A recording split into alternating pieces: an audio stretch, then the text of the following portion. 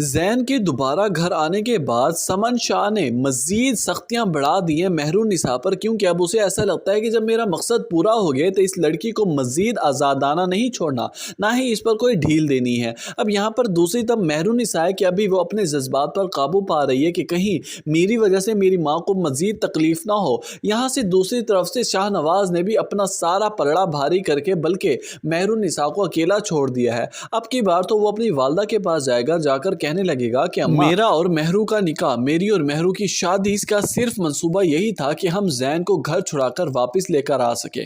اب جب ذہن خیر خیریت سے واپس گھر آ چکا ہے تو اب مزید اس رشتے کی گنجائش کیوں باقی ہے؟ میں مزید اس رشتے کو نہیں چلا سکتا، نہ میں چلانا چاہتا ہوں، کیونکہ دوسری طرف سے شاہ نواز کو عمل زور بھر رہی ہوتی ہے کہ کسی طرح وہ مہرالنساء کو طلاق دے کر فارغ کرے۔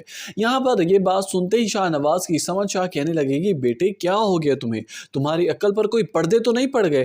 تمہیں نہیں پتا کہ میرا سیاسی کریئر اب بہت پیک پر ہے، اگر اس ٹائم پر ہم نے یہ ایسا ویسا کوئی بھی قدم اٹھایا تو میں ڈاؤن جا سکتی ہوں، میرا سارا کریئر تباہ ہو سکتا ہے اگر تھوڑی سی بھی بات کہیں لیک جا گئی، کیونکہ مجھے ایسا لگتا ہے کہ اگر ہم نے مہرالنساء کو طلاق دے دی تو یہ لڑکی چپ کر کے بیٹھنے والی نہیں ہے، یہ جا کر سارے ملک میں ڈھنڈورا پیٹ دے گی اور پھر میرا کریئر تباہ ہو جائے گا۔ میں ابھی ایسا چاہتی ہوں کہ تم تھوڑا ٹائم صبر لو اور اس لڑکی کو اپنے قابو میں رکھو، مزید اسے فری کرنے کی ضرورت نہیں ہے، نہ ہی اس کے قریب ہونے کی ضرورت۔ وقت آنے پر میں تمہیں خود بتا دوں گی جب اس لڑکی کو چھوڑنا ہوگا۔ بہرحال ابھی آئندہ کے بعد اس طرح کے الفاظ میں دوبارہ تمہارے منہ سے نہ سنو، کوئی سن نہ لے۔ میں جانتی ہوں کہ تمہاری محبت عمل ہے اور میں اسی سے ہی تمہاری شادی کرواؤں گی۔ یہ کوئی شادی نہیں تھی، یہ صرف ایک منصوبہ بندی تھی جو پورا ہو گیا بس۔